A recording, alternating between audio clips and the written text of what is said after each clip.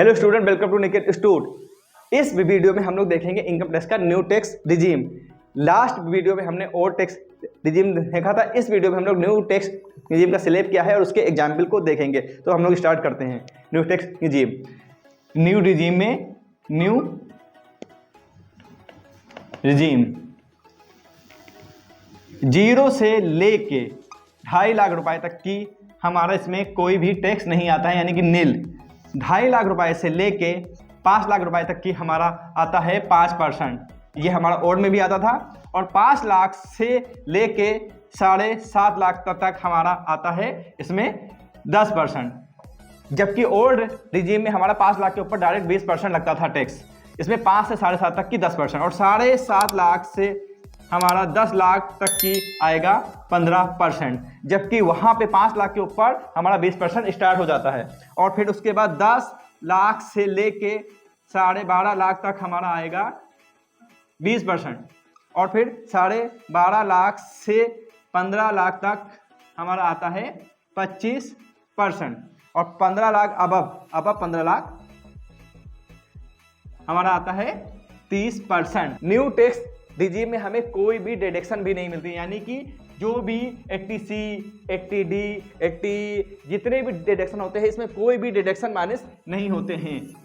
No deduction, यानी कि हमें न्यू टैक्स रिजीम में कोई भी डिडक्शन, यानी कि जो भी सैलरी या बिजनेस इनकम होगी उसके बाद ओल्ड में तो हमारा माइनस हो जाएगा, लेकिन न्यू में हमारा कोई भी माइनस नहीं होगा। लेकिन हमें इसमें अंडर सेक्शन 16 में मिलने वाला 50,000 रुपये जो सैलरी वाले एम्प्लॉय को मिलता था वो अभी भी रिबेट इसमें मिल रही है। इसके अलावा हमें अगर 87A, यानी कि अगर हमारी इनकम 5 लाख के अंदर है तो 12,500 रुपये की रिबेट उसमें भी मिल रही है और इसमें भी मिल रही है।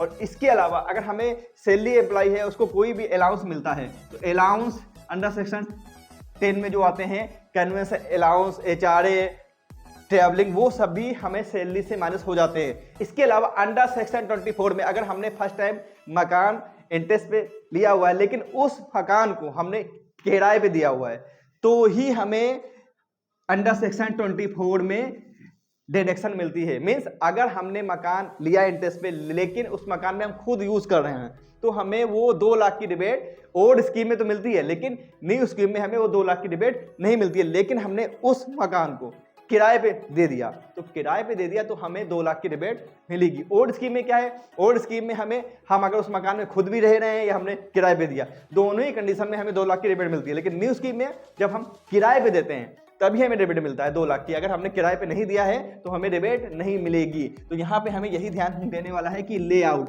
अगर किराए पे हमने दिया हुआ है तभी हमें यहाँ पे रिबेट मिलती है, किराए पे अगर है तो इस तरह से हमारा ये रही न्यू टैक्स रिजीम।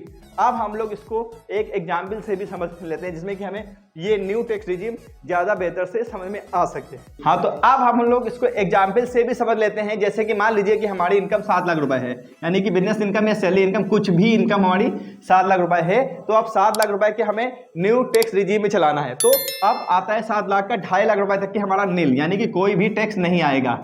और उसके बाद आता है 2.5 लाख से 5 लाख रुपए तक की, 2.5 से 5 लाख रुपए तक की आता है हमारा 5%, यानी कि 12,500 रुपए। अब आता है हमारा ये 7 लाख था तो 5 लाख से ये हमारा 10% में आएगा तो 5 से लेके 7% होता है 2 लाख, यानी कि 2 लाख का 10% आता है 20,000 रुपए।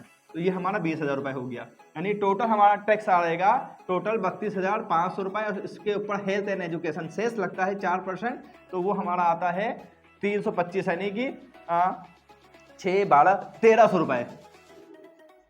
और उसके बाद ये देखिए 33,800 रुपए हमारा आएगा। अब इसमें मान लीजिए एग्जाम्पल के लिए कि हाँ, अगर हमारा न्यू टैक्स रिजीम में भी मान लीजिए कि इंश्योरेंस पॉलिसी होती है 80C, हमारा इंश्योरेंस पॉलिसी वगैरह 80C में आता है, ये हमारा 1.5 लाख रुपए का होता। और 80 मेडिकल इंश्योरेंस, हेल्थ इंश्योरेंस वगैरह होता, वो हमारा 80D में आता है, वो हमारा 20,000 रुपए का होता, यानी कि ये हमारा 1,70,000 रुपए होता।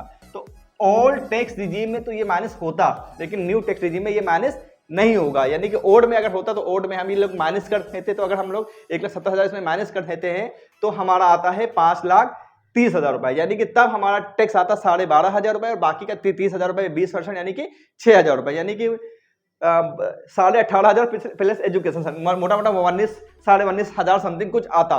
तो अब न्यू में क्या हो रहा है, हमारा टैक्स आ रहा है 23,800 रुपए, यानी कि न्यू टैक्स रिजीम में हमारा कोई भी डिडक्शन माइनस नहीं होता है और ओल्ड में हमारा डिडक्शन माइनस होता है। लेकिन इसमें जैसे कि अभी बताया कि आपको सिर्फ अगर 5 लाख के कम की इनकम होती, यानी कि अगर ये इनकम हमारी 7 लाख की वजह 6 लाख रुपए होती, तो 6 लाख रुपए में अगर ये हमारा 1,70,000 माइनस हो जाता तो हमारा आता 4,30,000 रुपए, तो हो जाता 5 लाख के अंदर। जब 5 लाख के अंदर हो जाता तो ये हमारा 87A में 12,500 रुपए की जो रिबेट मिलती है 5 लाख के अंदर, तो हमें मिल जाती, तो हमें कोई भी टैक्स ना देना पड़ता। तो 87A की रिबेट हमें ओल्ड में भी मिल रही है, न्यू पे भी मिल रही है। प्लस अंडर सेक्शन 16 जो सैलरी वालों के लिए वो भी हमें रिजीम मिल रही, प्लस कोई भी अलाउंस होगा वो भी मिलेगा। और इसके अलावा अगर आपने हाउस इंटरेस्ट पे लिया हुआ है उसकी भी रिबेट मिलेगी, लेकिन अगर उस मकान पे आप खुद है तो उसकी रिबेट आपको नहीं मिलती है। अगर आपने किराए पे दिया है तो मिलती है, लेकिन ओल्ड में दोनों मिलती है।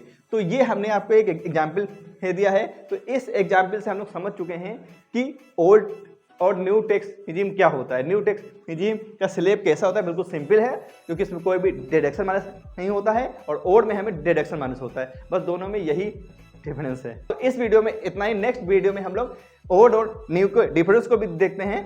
Thank you.